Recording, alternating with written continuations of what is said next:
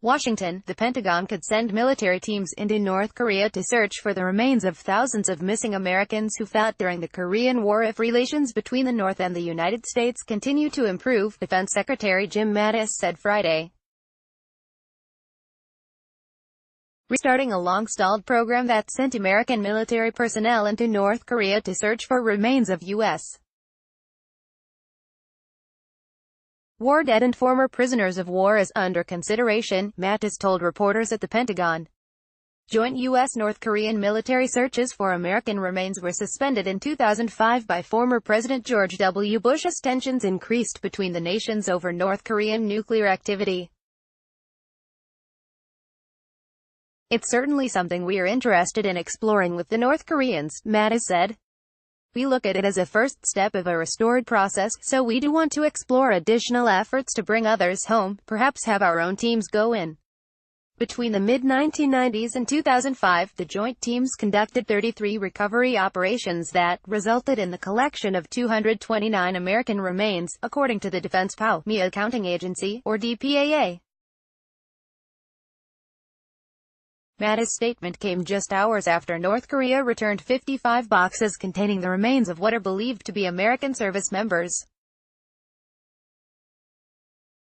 Pentagon officials previously indicated the North Koreans had about 200 boxes of remains believed to be Americans. Mattis said Friday that he did not know why only 55 were returned. Nonetheless, Mattis said the return of the remains was a key first step in improving relations between the two countries. We have families that never had closure, he said. They never went out and had the bodies returned. So, what we're seeing here is an opportunity to give those families closure to make certain that we continue to look for those remaining. President Donald Trump and North Korean leader Kim Jong-un agreed to the return of the remains in their high-profile summit last month in Singapore. The White House said the two leaders agreed at that time that the North would return all American remains that it held. The United States, at the time, announced it would indefinitely suspend joint military drills with its ally South Korea. Trump on Friday thanked Kim for keeping his word on returning the remains and indicated he anticipated more would be turned over in the future. We have many others coming, but I want to thank Chairman Kim in front of the media for fulfilling a promise that he made to me, and I'm sure that he will continue to fulfill that promise as they search and search and search, Trump said. These incredible American heroes will soon lay at rest on sacred American soil. The return of the remains Friday could shape future talks as the United States seeks North Korea's denuclearization, Mattis said. I think when you have that sort of communication going on, it sets a positive environment, a positive tone, for other things, more important things in terms of international diplomacy, but this humanitarian act is obviously a step in the right direction, he said. Some 7,700 American service members who fought in the Korean War between 1950 and 1953 remain missing.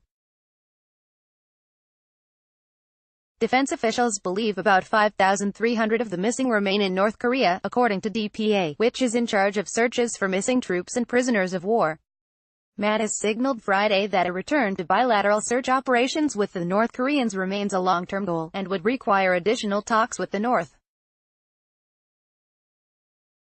On Friday, the first steps of repatriating the 55 boxes of remains were ongoing in South Korea, Mattis said.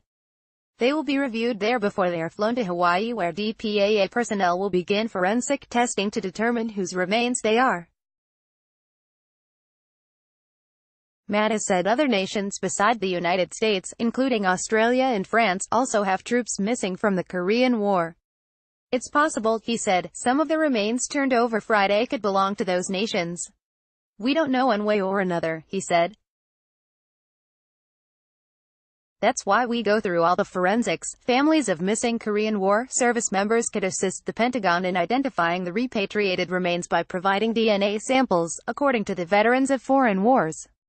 Family DNA can be used as the primary source of identifying remains, according to DPAA. The agency said it tries to obtain at least 2 DNA samples for every case. It has already built a database of DNA for 91% of Korean War missing. Relatives are sent a DNA kit and asked to swab their inner cheek to collect cells. The samples are then mailed to the Armed Forces DNA Identification Laboratory in Dover, Delaware, where they're kept in a database until they can be used to compare against DNA from remains. To ask about submitting DNA samples, relatives can contact the Army's Casualty Office at 800-892-2490.